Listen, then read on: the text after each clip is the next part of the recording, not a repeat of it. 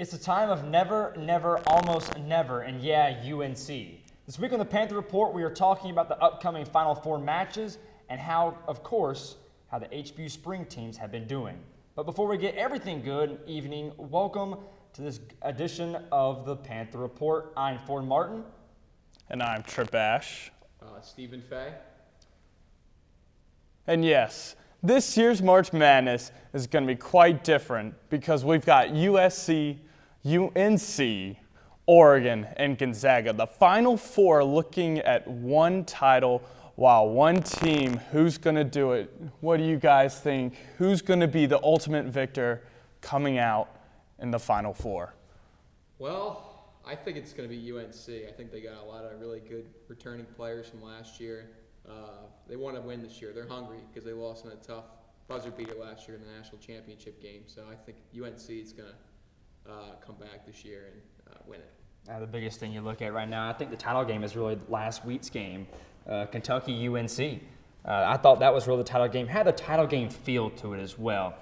Two historic programs going at Roy Williams, John Calipari, and to be in the Elite Eight really didn't do it justice. It should be the final game. I mean, the perfect way to end the game. Malik Monk hits that three and comes on the other side. UNC makes that two in the jumper to win the game with .4 left. So I think UNC's got it. Oregon's going to be a little bit of a challenge, though, but I think it's all UNC.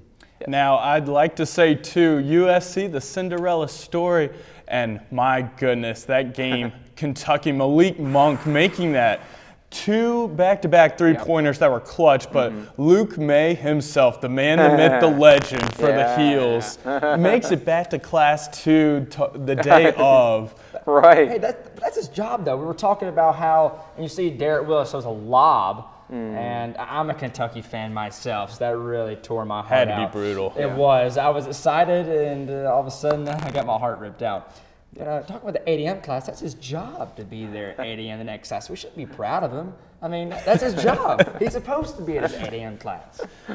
But how about, I know you're a big South Carolina fan. How about this right here? South Carolina taking down Florida. Two SEC teams they talk about. SEC is the college football type of conference. They have 3 teams in the Elite Eight. And then all of a sudden, they come out of nowhere also, South Carolina, just big time. I have them in my Final Four bracket. Can't find the paper. Oh, yeah, you got to. But South Carolina, they can really make you think, and they can wear you down.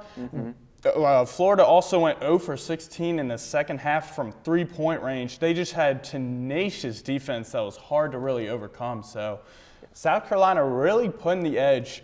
Rooting for them, of course, but at the same time also, we saw Oregon. Who absolutely shut down Kansas, who put in the previous 3 games 90-plus points. This is madness, fellas. Oh, yeah. No, my bracket was already just torn apart. But my bracket was torn apart right off the bat. I think it was the USC game that really hurt me. And I mean, talk about Middle Tennessee State. I thought they could have done something. They got past the first round, which I think everybody like they did last year. I think they got terribly underranked. They went off and beat number 5 seed, what's the 5-12 seed curse? Minnesota, and then they handled them. Minnesota. Right. And you get a lot of surprises, but South Carolina, biggest surprise of all, no doubt. No, definitely. Yeah. I think Oregon's going to play UNC pretty tough in the semifinal, but I think South Carolina's got a great opportunity as well to get to the final. I'm going to UNC for a watch party, see some friends up here this weekend. So you definitely know UNC is going to be jacked up, especially last year losing the way they did to Villanova. Oh, big time. Yeah, now going on. My team. We'll have to see what happens here. Without a doubt. Now, March Madness is dwindling, and there's even more exciting days to come on the classic near Final Four teams. It's going to be amazing, too, just to see them really battle it out. It's going to be – I've never really seen 3 teams that have really never made the tournament. Oregon won it in 1936. Right. But 3 of those 4 coaches have never had Final Four experience. Roy Williams with 520 minutes in the Final Four. So Did you just calculate that all in your brain right there? just a little bit. But it'll be surely exciting. But also a lot of sports coming around here at High Point. We've seen some good baseball recently, but the Panthers just need to get back on track. Stephen, what did you see really from the Elon game? It was just a brutal outing, and what should they do really? I guess they just got to generate more hits, get more offense going. They're really struggling from that standpoint. I think the defense is good. I think they just need to start hitting the ball better, maybe taking some more batting practice or something, So. And you saw that also, that Elon just continued to dominate for at Vert Stadium, where the Panthers just didn't quite find an answer, where they even had 7 runs in one inning and had a 13-1 lead. Panthers eventually stretched it out to 7, but just in the Big South, they have been struggling as of late too. What could you see some improvements from this baseball team? Moving forward, I think the pitching will probably get a little bit better. I think they're not really quite sure what they want to do with their pitchers at the moment. I think they have a lot of guys that are talented, but they haven't found like a really legitimate good starting pitcher yet. Yeah, they lost 14-8 to Elon, so the question is, they have a game this weekend. Let's see if they can rebound. Absolutely. They've been 1-5 as of late in Big South competition. They'll try and change that up. Also, the Panthers having a vert class here at High Point University, a track meet where a lot of spectators are really excited to see for this upcoming event. And fellas, it's just March Madness is upon us, and everything is getting underway too. It's very exciting to see as well. Well, also, we've seen a lot of MLB action as of late. One more week until my Braves can finally turn it around. Well, they're going to have to do something. They're going to have to do something this year. A new stadium, so have to get something to get this fan base excited about going to some baseball games. Yep.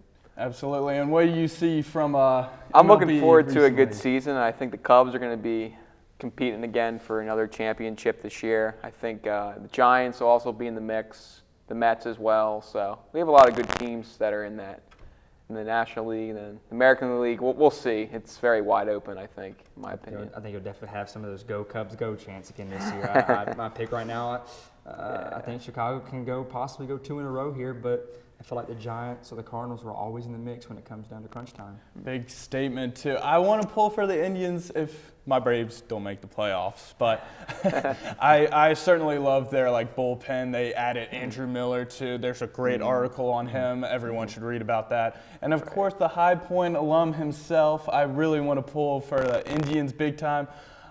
I do want to see Chicago win it back-to-back, though, even though they ended the curse. So it's been a great ride overall, though. Definitely. I mean, I love to see the Cubs repeat and the city of Chicago to rejoice again with another championship in their belt. So now, fellas, we are also seeing in the NFL draft a lot of interesting picks. Of course, as a Panthers fan, I'd love to see Leonard Fournette, but fellas, who really stands out to you as the biggest talent, the biggest possible underdog story, or even something amazing that you see in this NFL draft? No doubt it's the number 1 pick, possibly, going to the Browns. Myles Garrett, the defensive end from Texas A&M. He's played really, really good in his last year right there for Texas A&M. And you have a lot of good guys coming up right here. This is actually the first draft that you have no idea who's going to be taken after number 1. I think Myles Garrett's a real number lock for number 1. But then after that, it can go about anything. You're talking about, I've heard the Panthers can go up number 2. Taking the defensive end out of Stanford. And you have a lot of different guys. The Jaguars, talking about taking the safety out of LSU. Leonard Fournette could go to the Jaguars. The Jaguars need to run a game. You heard Tennessee possibly taking Marshawn Lattimore, the safety, or they go wide receiver. You have Mike Williams, Corey Davis, John Ross. A lot of different things can happen right here. I don't know. It's a lot of good players in this draft. But if I had to bank on definitely Myles Garrett, number 1 overall to Cleveland. And possibly they might take Deshaun Watson. They have 2 first-round picks. Very underrated. Very underrated. Rashawn Kaiser, Notre Dame, good QB class.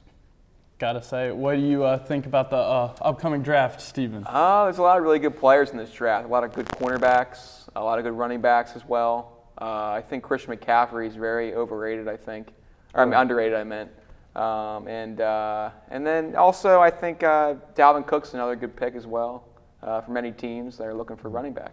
I think John Ross is underrated. I mean, I think he's being overshadowed by, you're looking at Corey Davis and Mike Williams.